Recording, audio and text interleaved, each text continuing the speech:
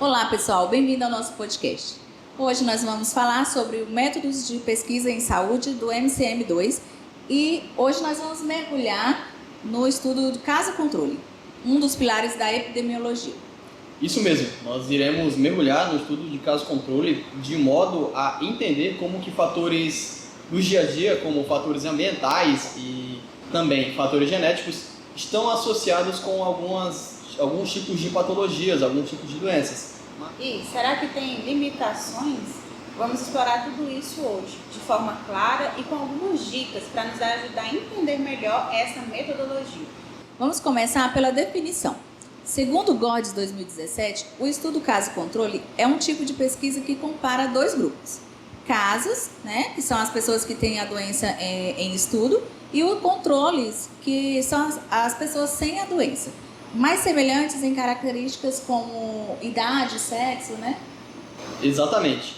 O objetivo principal é, ao comparar esses dois tipos de grupo, entender qual foi a incidência da exposição de cada um deles. E isso associado com alguns tipos de fatores de risco, a exemplo do que a Gleison falou, como a exemplo de cigarro, de poluição ou de dieta. E aqui está o pulo do gato. Esse estudo ele é um estudo retrospectivo, ou seja, o pesquisador ele vai olhar para o passado para ver se os casos foram mais expostos a algo suspeito. Agora vamos detalhar como o estudo é conduzido. Seleção de casos. Identifica-se as pessoas com doenças, no exemplo, câncer de pulmão, E a seleção de controles, escolhe-se pessoas sem a doença, mais parecidas em idade e sexo, como já foi dito. E a coleta de dados, pesquisadores investigam por meio de entrevistas com registros médicos, se o caso controle foram expostos ao fator de risco, por exemplo, o tabagismo. Bela definição. Aqui, neste momento, tem um ponto crucial, que vai ser o papel dos vieses, ou qual a relação dos vieses com todo esse contexto do estudo do caso-controle. A máxima é, todo o tipo de pesquisa deve ser bem controlado, bem selecionado, obviamente.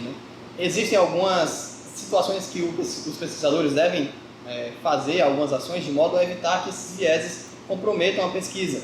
A saber, os 3 tipos principais de vieses, que é o viés de seleção, o viés de memória e o viés de seleção. E agora, qual será o próximo passo? Então, vamos calcular o odds ratio, ou razões de chances. E qual é o objetivo desse cálculo? É mostrar quantas vezes mais os casos foram expostos em comparação aos controles. E por que isso é importante? Porque fazendo esse cálculo, a gente pode fazer uma associação entre exposição e doença em estudos de caso-controle. Como que é feito esse cálculo de razões de chances? Então, nós vamos ter nesse cálculo chances de casos terem sido expostos, dividido sobre chances de casos de controles terem sido expostos. E para nos ajudar a fazer esse cálculo, nós vamos ter essa tabela. Então, nessa tabela, nós temos colunas e linhas.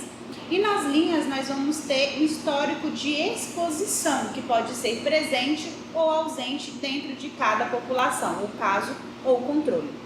E aí nós vamos fazer, dentro do caso, nós vamos calcular as chances de ter sido expostos. Então, nós vamos ter A sobre C e depois a gente vai fazer o mesmo com o controle. A gente vai ter as chances de ter sido expostos, Então, a gente vai ter B sobre D. Achando esses valores, agora a gente vai calcular as razões de chances ou odds ratios, Então, nós vamos ter A sobre C dividido por B sobre D, que vamos ter chances do caso terem sido expostos dividido pelas chances do controle ter sido expostos. E como eu disse, esse cálculo ele é importante porque vai nos permitir ter uma associação de exposição e doença dentro do caso controle. E quais as vantagens desse estudo? O estudo caso-controle é bastante utilizado na epidemiologia, por ser mais rápido e barato que os outros delineamentos, como o estudo de coorte. Ele é especialmente útil para investigar doenças raras ou crônicas, pois parte de pessoas que já desenvolveram a condição. evitando a necessidade de seguir grandes populações por muitos anos. Outra vantagem importante é a possibilidade de analisar múltiplas exposições associadas a uma mesma doença, o que facilita a formulação de hipóteses causais. Além disso, muitas vezes pode ser realizado com dados já existentes, como prontuários médicos, o que reduz custos e agiliza o processo. Por essas razões, o caso-controle é considerado uma ferramenta eficaz para investigar relações iniciais entre fatores de riscos e doenças, servindo como ponto de partida para estudos mais aprofundados. Mas apesar de suas vantagens, o estudo caso-controle apresenta também importantes limitações.